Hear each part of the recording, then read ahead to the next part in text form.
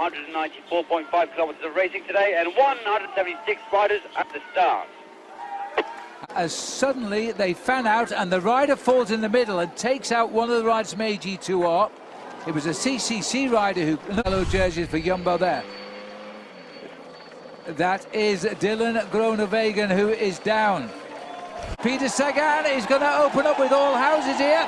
It's Michael Matthews on the right, Sagan going through the middle, but as they race towards the line here, it looks to me as though Sonny Crambello in the red, but no, it is not Crambello in the red, but coming up on the line, it is, well... They're back in the room. It's going to be a little strange. I mean, really the thing about, they've been working for months to deliver Dylan. And he's come through what is his 5th win of the year, but he's never won a race in a Grand Tour before in his life. And Mike Turnison gets the victory for Young.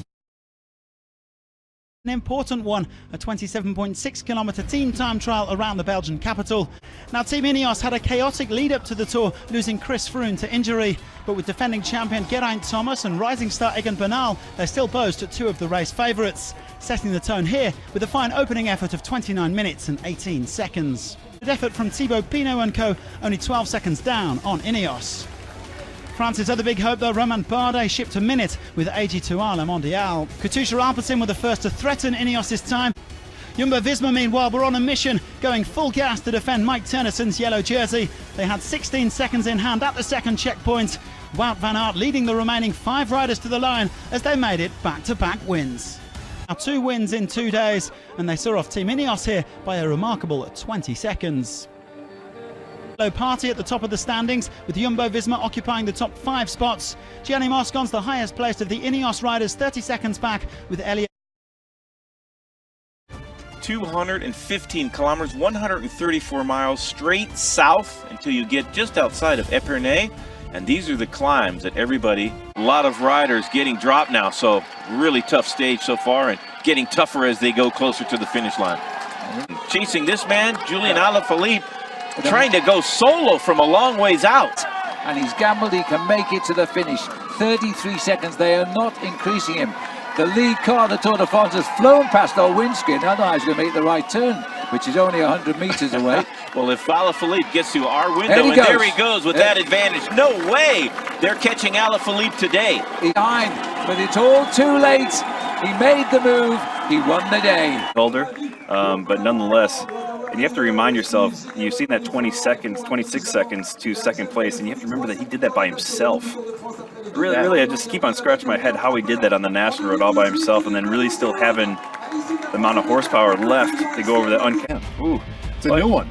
Well, he is new. I mean, he's a cyclocross rider just until he was a world champion 2 times, and this year, first Grand Tour, first. A straight shot to Nancy, long stage, 213.5 kilometers in the saddle.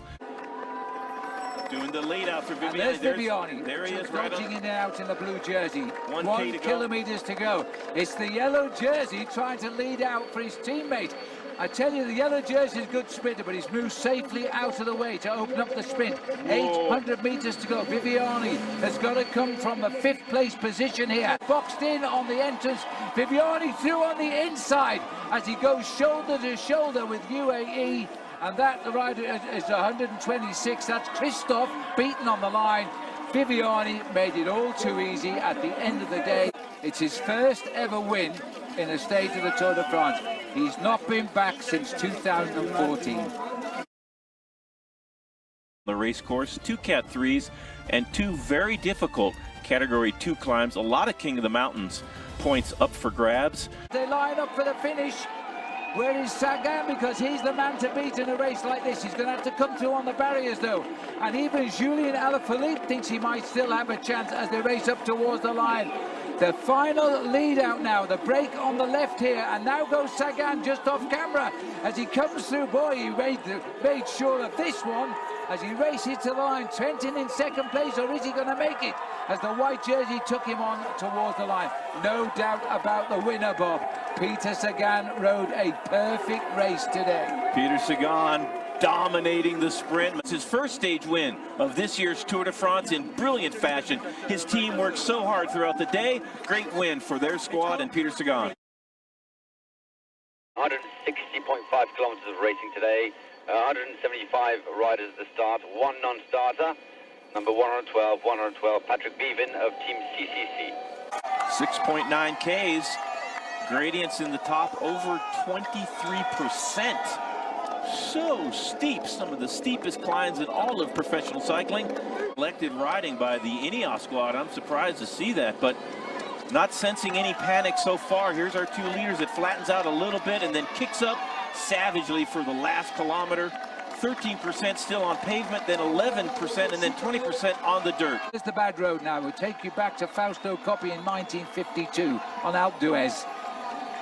Tremendous bike riding, and now the yellow jersey is thinking, I can still keep my yellow jersey. It's all about time.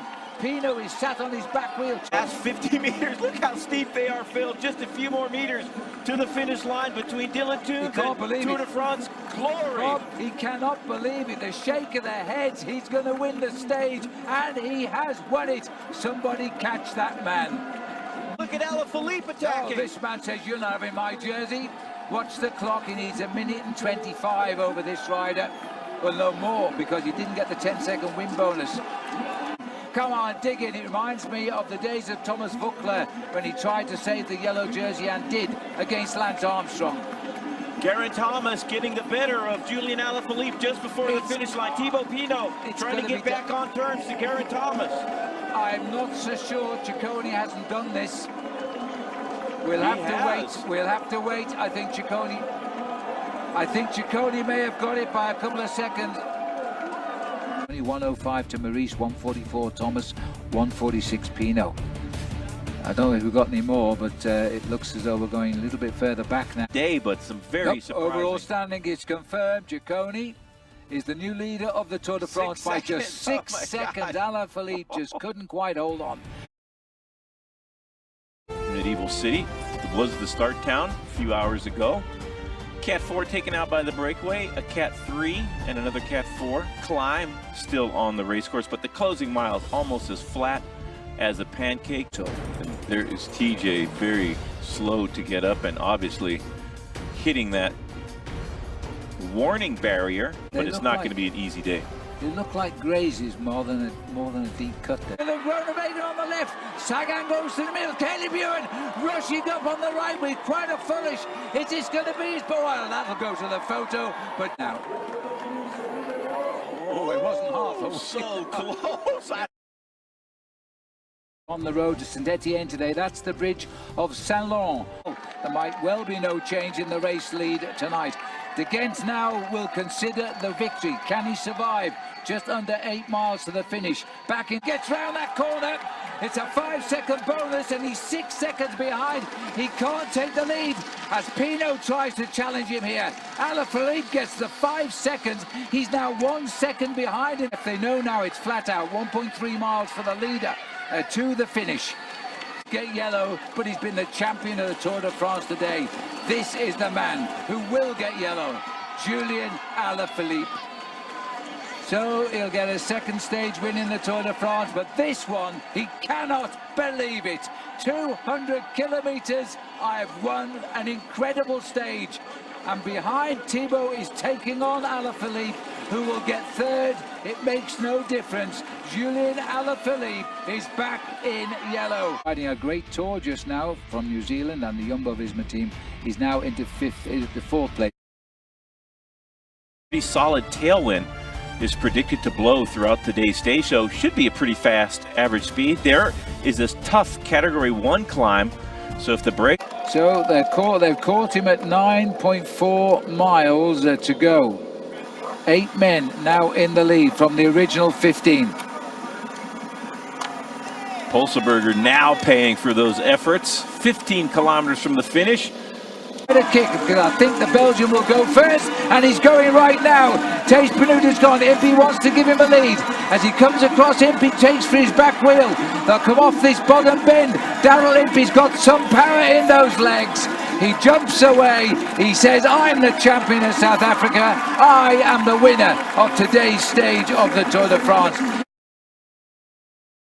Welcome back. The Tour de France today goes through the beautiful area of the Aveyron as we head to Alpe on the Tour de France, presented by Rocket Mortgage. And the teammates of Thibaut Pinot really going to have to scramble to get back on terms. Another man caught out, Richie Port, in that group as well as Thibaut Pinot. The last man to launch in red will be Matthews, followed by Caleb Ewan, Sonny Corbelli, and there's plenty of moves coming up, and there's that Wout van Aert who's trying a dig on the right.